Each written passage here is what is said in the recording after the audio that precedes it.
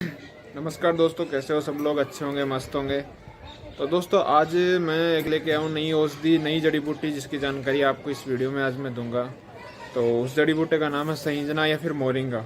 आपने सुना होगा मोरिंगा का यूज बहुत कई रोगों में किया जाता है। वात रोगों में किया जाता है, कैल्शियम की कमी के लिए किया जाता है, डाइजेशन के लिए किया जाता है, बहुत से रोगों के लिए संजना का उपयोग किया जाता है।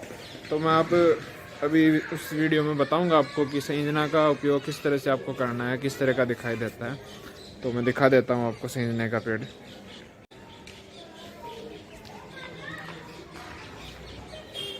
ये जो पेड़ है ये संजना का है, ये वाला। और ये वाला पेड़ भी संजने का ही है। तो इस तरह का कुछ दिखाई देता है। थोड़ा नज़दीक करके मैं दिखा देता हूँ आपको।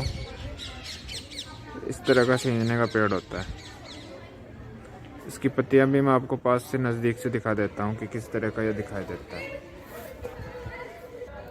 तो आप देख सकते हैं कुछ इस तरह की संजने की पत्तियां दिखाई देती है। ये गोल गोल खूब सारी शाखाओं के रूप में ये लगी रहती है इसकी पत्तियां। ये इस तरह की, ये देखो, ये आकृति लिए हुई इसकी डाल रहती है। ये पूरी एक शाखा है।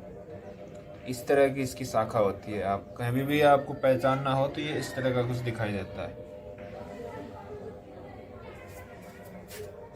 मैंने अभी कुछ तोड़ के रख ली है आपको दिखाने के लिए, तो आप ये देख सकते हो इस तरह की। ये नई नई इसकी कोपल है, हल्के गहरे हरे कलर की। और ये जब पत्तियाँ थोड़ी पुरानी हो जाती है तो ये गहरे हरे रंग की हो जाती है। और ये तना इसका इस तरह का होता है, शाखा का। और इसके काफ़ी सारे फायदे होते हैं, अभी बता देता हूँ वीडियो में एक एक करके। तो दोस्तों, संजना के फायदे कुछ इस तरह से हैं। अगर सिर में किसी को वेदना हो रही है, यानी सिर दर्द हो रहा है, तो इसकी जो जड़ होती है संजने की, उसको पानी में घिसकर अगर उसका जो रस है वो एक एक बूंद नाक में डालते हैं तो कुछ देर के बाद ही सर दर्द होना बंद हो जाता है। इसके अलावा आँखों में अगर दिक्कत है तो इसके पत्तों को 50 ग्राम रस में 2 चम्मच शहद मिलाकर आँखों में अंजनेने, आँखों में जो काजल लगाते हैं उस तरह से लगाने पे आँखों में जो जाला आता है, पानी आता है, उनमें बहुत लाभ मिलता है।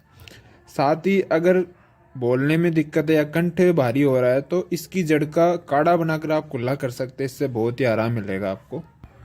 इसकी छाल को अगर राई के साथ में पीस के लेप करते हैं तो जो कान के नीचे सूजन आती है वो भी इससे ठीक हो जाती है। और अगर इसके गोंद का लेप गठिया बाई वाली जगह पे या फिर सूजन वाली जगह पे करते हैं तो वहाँ की सूजन खत्म हो जाती है और गठिया बाई का जो दर्द है उसमें वो भी कम हो जाता है।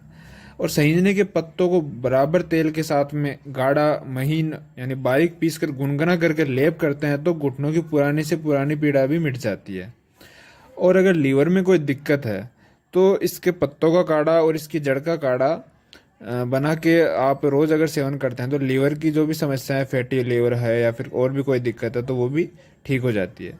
अगर दांत की समस्या हो रही है तो इसकी संजना की जड़ लेके पानी में घिसकर अगर लेप करते हैं दांत वाले स्थान पे तो कुछ दिन के बाद में दांत ठीक होने लगता है। और अगर घुटनों में दर्द हो रहा है या कमर में दर्द हो रहा है तो इसके बीजों का आप तेल बना के, सरसों के तेल में इसके बीजों को गर्म करके ओटा के और उस तेल को काम में ले सकते हैं, तो बहुत ही आराम मिलता है। और इसके साथ में अगर आपको भूख कम लगती है या फिर आपकी अग्निमंद है तो इसके लिए इसकी ताज़ी जड़ को सरसों और अदरक के साथ में अगर मिला के गोली बनाते हैं और फिर 2-2 गोली सुबह शाम लेते हैं तो इससे जो आपकी मंद हुई अग्नि है वो ठीक हो जाएगी और आपको अच्छे से भूख लगेगी। पाचन शक्ति कमज़ोर है वो भी इससे बढ़ती है। अगर आपके आफरा आ रहा है या पेट में दर्द हो रहा है वो भी इससे ठीक हो जाता है। इसके लिए आपको इसकी 100 ग्राम छाल लेना है और इसमें 5 ग्राम हींग मिलाना है और लगभग 20 ग्राम सौंठ का पाउडर मिलाना है। और इसको आधा आधा ग्राम सुबह शाम गर्म पानी के साथ में अगर आप लेते हैं तो जो पेट का आफरा है या पेट में गैस बनती है तो इससे ठीक हो जाती है। और अगर पेट में कीड़े की दिक्कत है, बच्चों के कीड़े पड़ जाते हैं, कृमि पड़ जाते हैं, तो उसके लिए इसकी फलियों का सब्जी बनाकर अगर खिलाया जाए तो पेट के अंदर जो कीड़े।